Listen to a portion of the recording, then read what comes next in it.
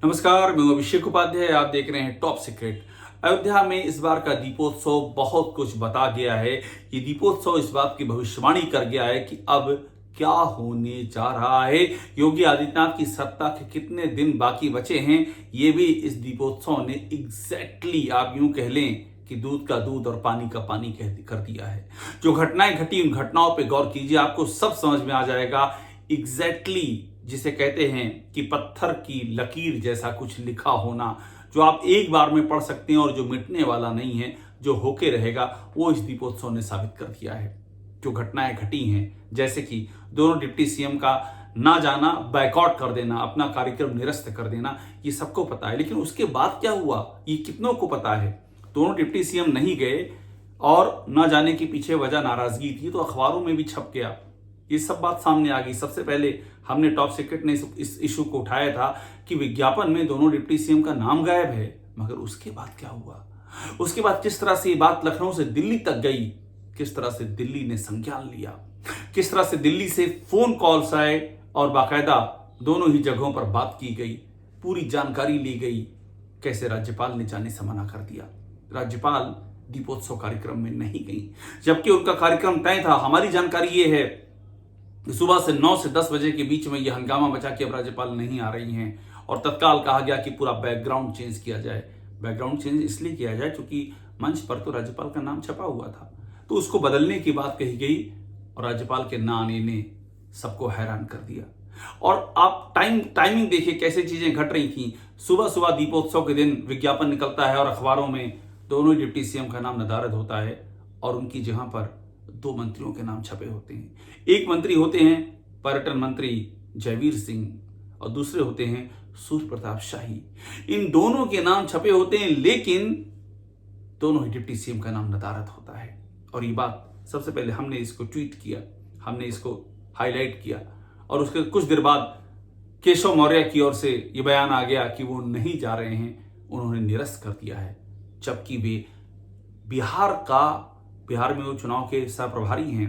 बिहार का चुनाव कार्यक्रम छोड़कर स्पेशली इसी दीपोत्सव के लिए लखनऊ आए थे और अगले दिन उनको दीपोत्सव में शामिल होने के लिए जाना था।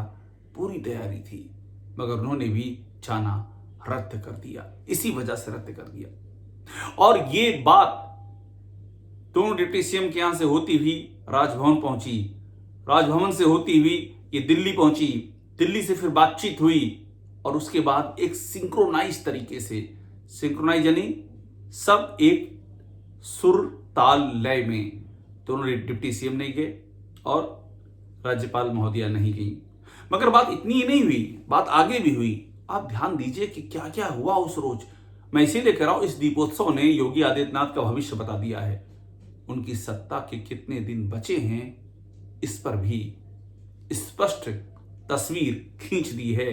अगर आप पढ़ना चाहें तो एक झटके में इसको पढ़ सकते हैं। किसी से समझने या किसी को समझाने की कोई जरूरत नहीं पड़ेगी, इतनी स्पष्ट तस्वीर है। इतना ही नहीं, दीपोत्सव में आप याद कीजिए, मंत्रियों का एक पूरा का पूरा खेमा इकट्ठा हुआ करता था। साल 2023 यानी कि प्राण प्रतिष्ठा से पहले वाले दीपोत्सव में तो पूरी कैबिनेट की बैठक वहीं हुई थी और दुनिया भर की योजनाएं बनाई गई थी। मगर इस बार ये मंत्री भी नदारद थे। इन 2 मंत्रियों के अलावा दूसरे मंत्री दिख नहीं रहे थे। ये सबको हैरानी हुई कि ये मंत्री क्यों नहीं आ रहे हैं। क्या इन मंत्रियों के पास भी कोई संदेश है क्या? वो संदेश क्या है, वो संदेश किसने दिया है और संदेश की टाइमिंग क्या है, इसको लेकर के बहुत सारे सवाल खड़े हो रहे हैं। यहां तक कि आप सोचिए, जिस प्राण प्रतिष्ठा में तमाम देशों के राजनयिकों को बुलाया जाता था, तमाम देशों के प्रतिनिधियों को बुला करके ये दिखाया जाता था कि ये पूरे अंतर्राष्ट्रीय स्तर पर इसकी ख्याति होने जा रही इस दीपोत्सव की, वहां पर विदेशी मेहमान भी ढूंढे नहीं मिल रहे थे। किसी तरह से कुछ मैनेजमेंट एंड मौके पर किया गया। और अति तो तब हो गई जब योगी आदित्यनाथ के निकलते ही दीपों पर झाड़ू लगने शुरू हो गए। ये तस्वीर भी मैंने ट्वीट की थी कि बताइए, दीपों पर झाड़ू लग रहे हैं, मतलब उनको जलने भी नहीं दिया गया। आमतौर पे होता यह था कि 8 बजे तक सब वीवीआईपी निकल जाते थे दीपोत्सव के रोज, और उसके बाद अयोध्या के नागरिक निकलते थे। वे अयोध्या का भ्रमण करते थे, इस प्रकाश को देखते थे।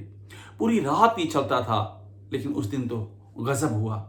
एक और तो ये दीपक वहां से बाहर दिए गए, बाकायदा कैमरे पर आए, और दूसरी ओर जो लाइटिंग थी, उस लाइटिंग की आभा में भी कमी आने लगी। उस लाइटिंग के लेकर भी किसी का उत्साह नहीं रह गया। यहां तक कि दीपोत्सव में तो एक दिन नहीं, दीपावली के दिन भी यही होता है, खूब जगमग लाइटिंग होती है, लेकिन वो लाइटिंग की जो अनुपात है पहले की तुलना में काफी कम नजर आया। ये सबको समझ में आ गया कि वो उत्साह नहीं है, वो उमंग नहीं है, और एक्सपोजर भी हो चुका है, ये सब एक्सपोज हो चुका है।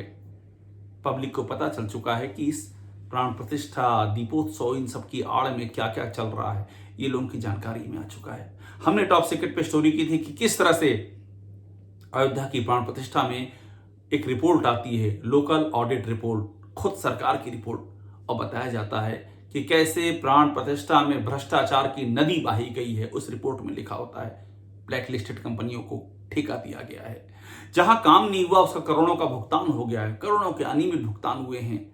ऐसा भी हुआ है कि धर्म कांटे पर एक एक मिनट के अंतर पर 1 मिनट में 2-2 भूसा गाड़ी तौल दी गई, यानी एक नीचे एक ऊपर, जो कि असंभव है, और पेमेंट ले लिए गए हैं। करोड़ों की योजनाओं के डॉक्यूमेंट दिए नहीं गए ऑडिट करने को, ऑडिट लाख बार मांगता रह गया, लेकिन नहीं दिए गए। हमने खुलासा किया, हमने फिर ये भी खुलासा किया किस तरह से दीपोत्सव के टेंडर में कमाल कर दिया गया। जो बिजली का काम करने वाला है उसको खाने का टेंडर दे दिया गया। मतलब बिजली वाला जिसको, जो दीपोत्सव में और तमाम मेलों में बिजली लाइटिंग का जिम्मा संभालता था, बिना किसी अनुभव के उसे खाने का टेंडर दे दिया गया। क्यों दिया गया? पीछे खेल क्या था? इसके पहले अयोध्या में राम जन्मभूमि के निर्माण के साथ ही जो वहां जमीनों के दाम आसमान छूने लगे हैं, उन जमीनों की खरीद फरोख्त के नाम पे जो खेल किया गया है, उसको लेकर के भी गंभीर सवाल लगे हैं, उठे हैं, और कहा यह क्या कि आस्था के नाम पर यह कैसी बंदरबाट चल रही है। तो ये भी सबकी समझ में आ गया कि ये आस्था का जितना भी दीप जलाए गए हैं, इसके नीचे एक बहुत ही घना और काला अंधेरा है। व्यक्तिगत संपत्ति को, कुछ ठेकेदारों, कुछ नेताओं, कुछ नौकरशाहों की संपत्ति को बढ़ाने की अंधी होड़ है। ये सबकी समझ में आ गया। और इसके साथ में लखनऊ में क्या हो रहा है ये भी देखिए। लखनऊ में मंत्रियों में योगी आदित्यनाथ की कार्यशैली को लेकर के नाराजगी लगातार बढ़ती जा रही है। इन दोनों डिप्टी सीएम से पहले दिनेश प्रताप सिंह, जो इस सरकार में राज्य मंत्री हैं, राज्य मंत्री स्वतंत्र प्रभार, उनको टॉर्चर के नाते ब्रेन हेमरेज की बात सामने आ गई।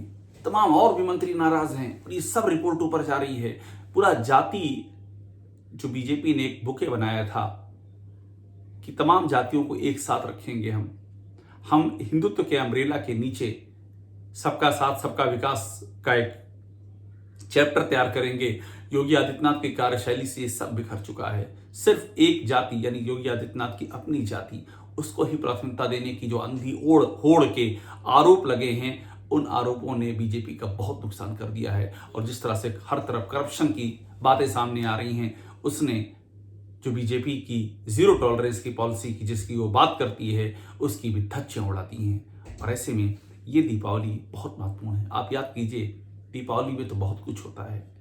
आप याद कीजिए किस तरह से राम प्रकाश गुप्ता की सरकार साल 2000 में, जब बीजेपी के सीएम राम प्रकाश गुप्ता थे, कल्याण सिंह को हटा दिया गया था, राम प्रकाश गुप्ता को लाया गया। तो इसी दीपावली के बाद ही एक और बदलाव हुआ था और राजनाथ सिंह को लाया गया था। आप याद कीजिए किस तरह से ऐसे ही कल्याण सिंह और अटल बिहारी वाजपेयी की भी उस जमाने में इस तरह से आपस का शीत युद्ध गहराता गया और उसकी कीमत कल्याण सिंह को हटाया गया। जबकि कल्याण सिंह वाकई एक बड़े नेता थे, उनका अपना वोट बैंक था। योगी आदित्यनाथ की स्थिति यह है कि आप पुराना रिकॉर्ड देखिए गोरखपुर का निकाल करके, तो 1998 और 99 में बड़ी मुश्किल से जीते हैं वो, अपनी ही सीट जीतने के लाले पड़ गए।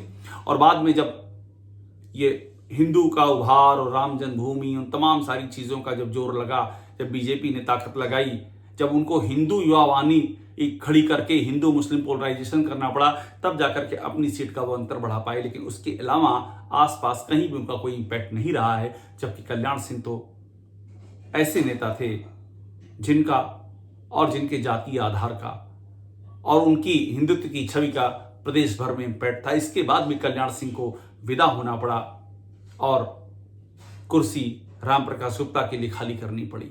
तो ये पूरी की पूरी जो श्रृंखला है, यही श्रृंखला इस बार ही पुनर्जीवित होती हुई दिखाई दे रही है। अयोध्या के दीपोत्सव ने चीजें एकदम क्लियर कर दी हैं। आप ये तय मानिए, बिहार का चुनाव एक झांकी है, असली पिक्चर अभी बाकी है। और अयोध्या के दीपोत्सव ने यह बता दिया है कि कुंडली को आप पढ़ सकते हैं। योगी आदित्यनाथ की सत्ता कुंडली के सारे ग्रह उल्टी दिशा में चल रहे हैं और इनके फिर से पटरी पर आने की दूर दूर तक कोई संभावनाएं दिखाई नहीं दे रही हैं। टॉप सीक्रेट को देखते रहिए, लाइक कीजिए, सब्सक्राइब जरूर कीजिएगा।